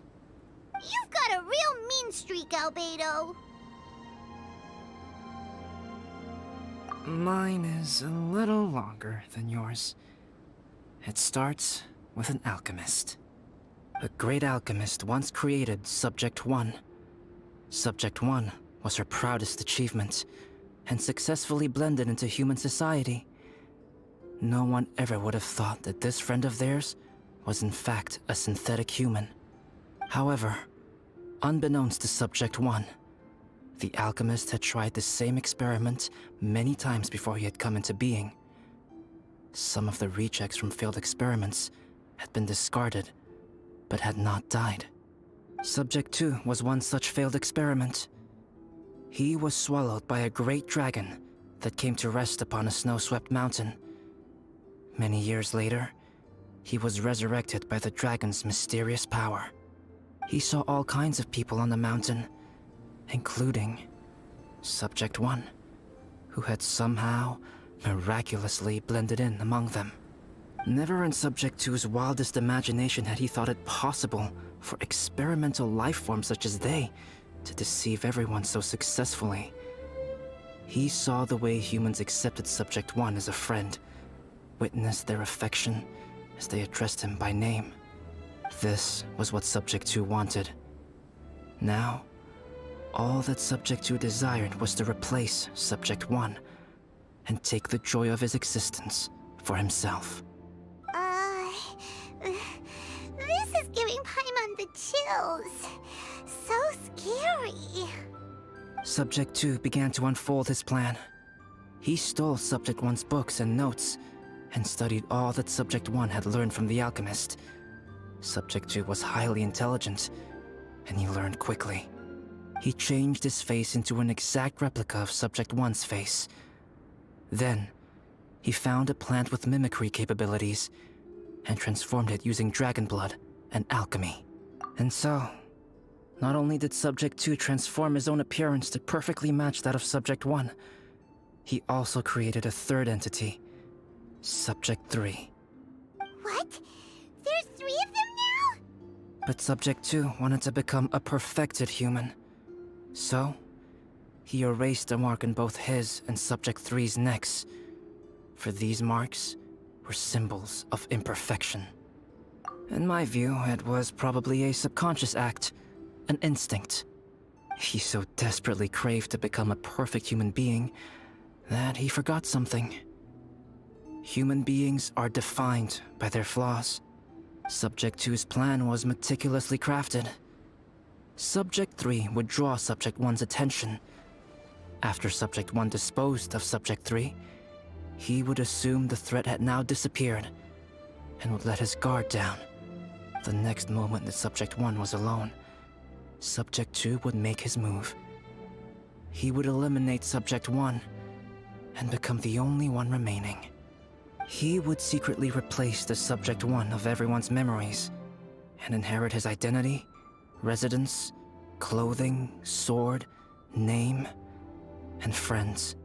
People would have no idea that the individual they knew had become somebody else from one day to the next. This is way too scary. Paimon's never gonna be able to trust anyone again. But just before Subject 2 could carry out his plan, a unique stranger entered the mix. Subject 2 tried to make contact with this person, but found that they could somehow sense he was different from Subject 1. What's wrong? Are you scared? What happened then? What happened to the stranger? He became a new stage in Subject 2's plan. One more person that Subject 2 had to dispose of. It's as if there were 3 identical roses in a garden.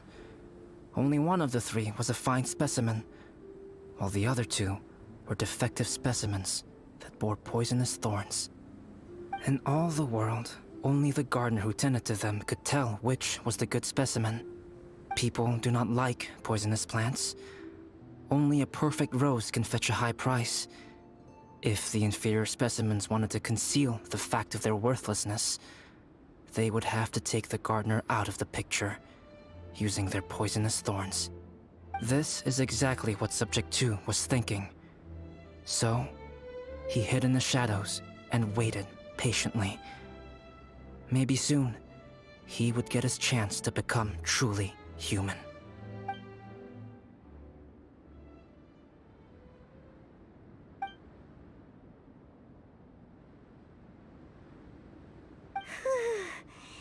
That was intense!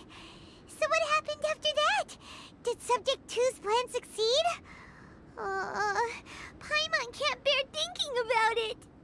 Fortunately, it is just a story. And even in this story, Subject 2 did not succeed. But you can never let your guard down on Dragonspine. Monsters mutated with Durin's power and blood are also creatures of Rhindaughter, just like me. You must beware of all such creatures. I'm glad to hear that. It's okay. I know what I am. You and I are both different, so there is no need for me to hide the truth from you. The only thing is that sometimes, when I think about how mighty the power of alchemy is, I feel so small. As beings who set foot in this world, how arrogant are we in desiring to control our destiny, and in desiring to create? Is creation an arrogant act, Traveler? If not, why do we call the ones that created us and control us gods? If it is, then what qualifies us to call ourselves creators? How far must we take our reverence and respect, and what purpose does it serve? Nothing special. But whenever I think about it, I feel a twinge of grief. Poor Albedo. Hello? Traveler, are you here? Hey, is that Amber? Thought we might find you here. We're here to deliver a message from Cyrus. There's gonna be a big event down at the base camp, and they want you there too, Traveler. Winter camp is nearing its end. Apparently, even provisional instructors are required to attend. Looks like we need to go, Albedo. Bye for now. Then I won't keep you. I have some things to attend to here, so forgive me for not seeing you down. Don't worry about it. There have been no issues getting up and down the mountain recently. Is everyone ready? Let's not keep them waiting.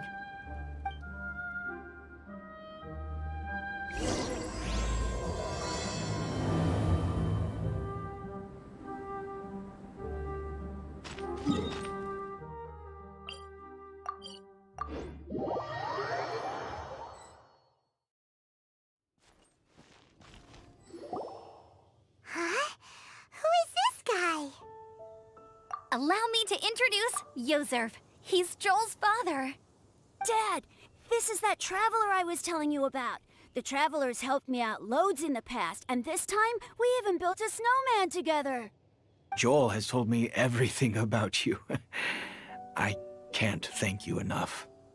Wow, this is amazing! Wait a second. Why is Cyrus discreetly wiping tears away? And what is Pallid doing here? Pallid is the hero of the hour this time. Go on, Pallid. Tell us what happened in your own words. Okay. The weather was fine on that fateful day, and I had a feeling that Lady Luck was smiling down on me. So I trusted my gut and set off to explore somewhere new, somewhere dangerous. Because where there is great danger, there is also great treasure. Why does this sound so hard to believe? But I had only been away from the group for a short while when I fell down a slope and just started rolling. Uh-oh. Did my bad luck rub off on him when we ran into each other on the mountain? The place I fell to was somewhere I didn't recognize, and I'd sustained a few injuries. I remember thinking to myself, this is the worst luck I've ever had in my whole life. Then I met Yozerv. He'd heard the sound of me falling and came out to see what was going on. Huh? Wow, so it was completely by chance then. I thought he must have been someone from the Adventurers Guild here for the event, but after a few words of conversation, it was clear that he was having memory problems. He didn't even know his own name. The temperature was freezing, and there was no time to deal with all that there and then, so I convinced him to come back to the camp with me and figure everything else out after we got there. We got back to the camp, ran into Joel, and the moment he saw him, he froze for a second with this completely stunned expression on his face, and then he started crying out, "Dad! Dad!" That's when Yozerv suddenly started to remember. My memory has still not fully recovered, but Joel and his mother, they are the only ones that I will not, no, that I cannot forget. Daddy. Daddy's right here, Joel. Daddy's right here. Yozerf, don't you remember anything else at all? The poor princess, feeding the foxes? I'm sorry. I have no recollection. Maybe it's because of the head trauma. I'm not sure. I woke up and found myself covered in blood. My things were gone, and there was nothing to indicate who I was or how I got there. I crawled into a cave and settled in for a slow recovery. After my legs and feet were a little better, my hunting skills were what kept me alive. Dad, I was so worried about you. I'm all right now, Joel. Oh, don't cry. Daddy's not going anywhere. I'm here to stay. Oh, this is good. This is good. You know what, though? I definitely think my luck got worse after running into Benin on that mountain. I knew it. I just... No. I just meant if it weren't for you, there's no way I ever would have run into Yozerv on a mountain this huge.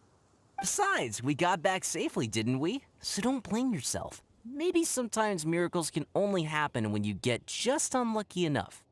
Pallid. When did you become such a smooth talker, huh? Huh? Am I?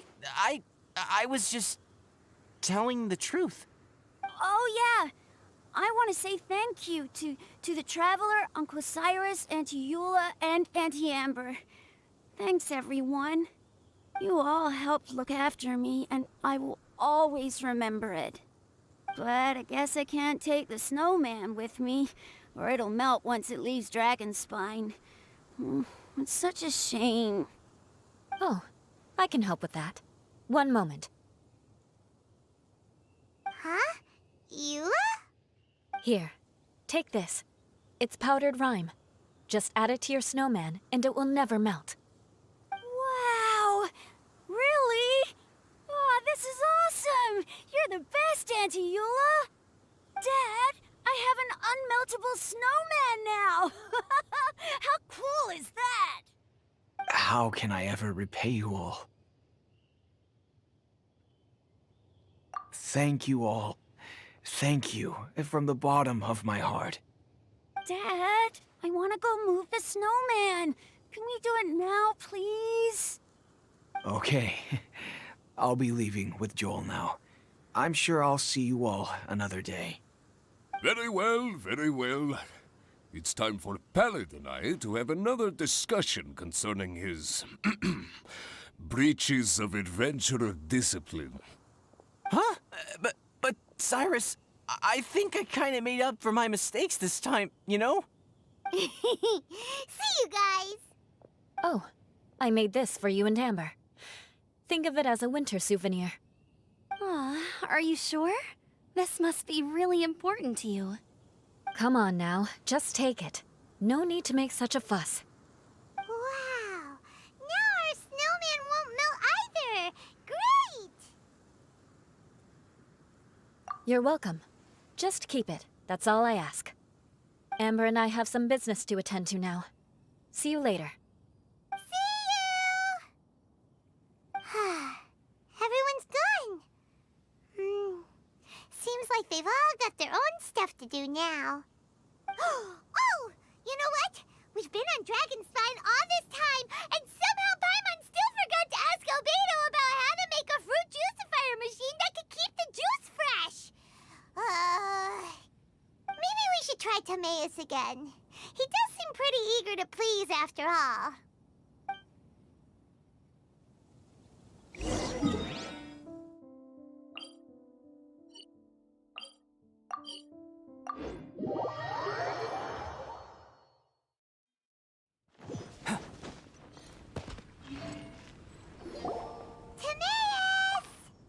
Traveler and Paimon, what can I do for you?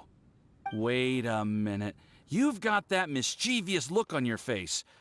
Oh, you're not still thinking about that ridiculous juicer thing, are you? Timaeus, will you help us? Well, if the Traveler isn't really interested, then, yeah, maybe I'll give this one a pass. It's just the weirdest request ever. No, but Paimon's Sunsetias are gonna go to waste without it. And the time it would take me to research something like that, I could probably pick those Sunsetias again 10 times over. New research project, Timaeus? We meet again. Oh, Albedo, thank goodness. So the situation is, Paimon wants a machine that can turn fruit into juice and keep the juice fresh. I mean, surely it's... Majorly important, that's what it is. If you can manage to invent this, we'll never have to worry about fruit going bad ever again. That's impossible.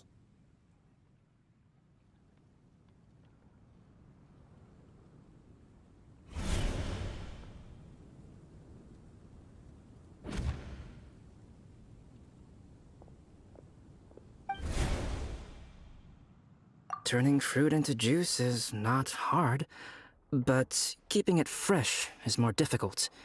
But if you simply want to keep the fruit from rotting, there are many ways to achieve this. Right, Traveler?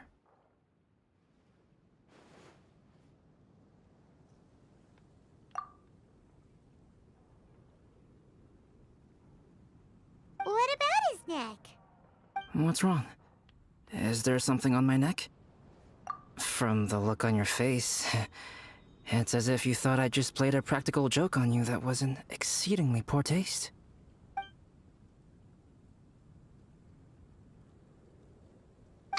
You were saying, how do you stop fruit from going bad?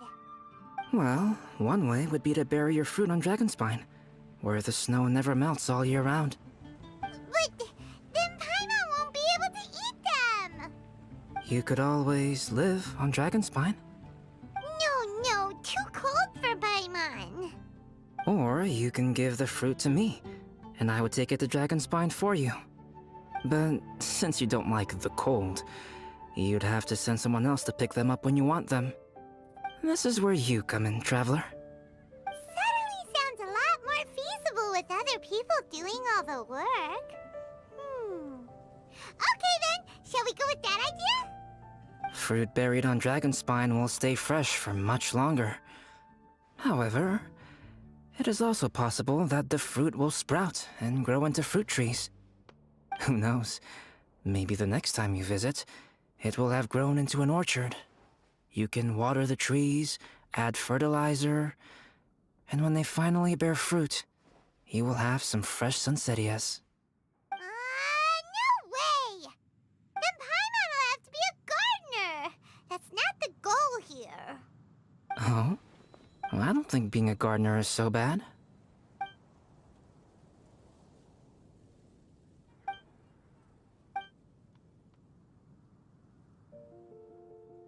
Albedo! Stop trying to get your hands on Paimon's super sweet Sunsettias! It bothers you, does it? Of course it bothers Paimon! They are the rarest, super-duper sweetest Sunsettias ever! And they're not for you!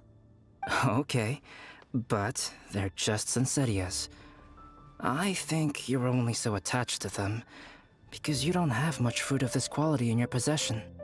When someone's pockets are full and their spirit is fulfilled, they don't easily fall prey to this kind of yearning.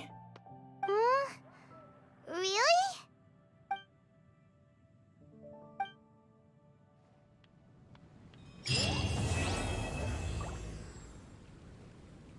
The neighboring nation of Liyue has the most... Dragonspine is too cold for ordinary fruit trees to survive. But if, one day, Dragonspine did become home to gardens and orchards, there would be more reasons for people to visit.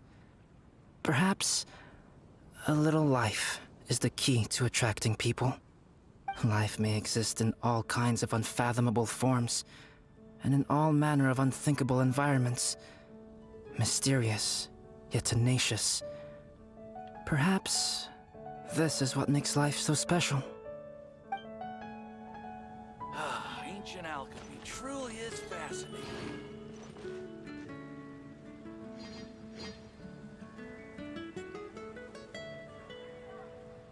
Moment of birth!